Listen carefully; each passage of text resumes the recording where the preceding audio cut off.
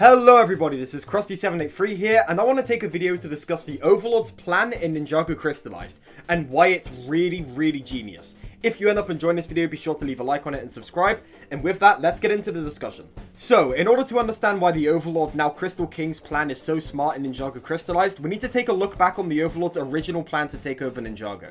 This plan, of course, being the Indestructible Stone Army. So, real quick, just to recap. During the ancient days of Ninjago, the Overlord came into contact with the first Spinjitzu Master, and they had a pretty long-spanning beef, let's just say that. In response to this, the Overlord decided to create indestructible stone warriors in order to combat the Spinjitzu Master. Now, creating indestructible soldiers to do your bidding is a pretty foolproof plan.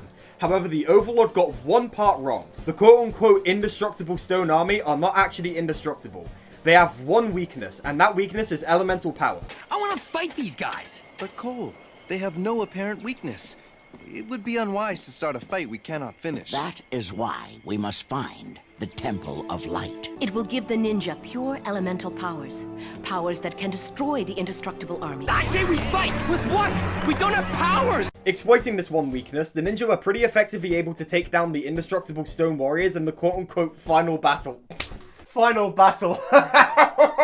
Good one, guys. Good one. Anyways, after the Overlord was defeated twice in seasons 2 to 3, he seemed to take a long time to sit back and reevaluate his plans. Spending that amount of time planning rather than just coming out of the shadows again and dying, idiot, was a good move in my opinion. Because that time resulted in the creation of the Overlord's newest army, the Vengestone Army. Or is it the Vengestone Warriors? I don't know if there's a name for this faction yet. These are the Vengestone Warriors, made out of what you can imagine is Vengestone. Vengestone is a material in Ninjago that suppresses elemental powers, the one weakness of the Stone Army. What we're looking at here is effectively the previously indestructible soldiers reborn, with their one weakness being elemental power completely removed. With the one weakness of the Stone Army completely removed via the use of Vengestone Warriors, the Overlord has effectively made a flawless army here. Not only that, but a leaked line from the Russian dub of Ninjago Crystallized, which I'll read now. Jay, if you touch them, you turn into a crystal, remember?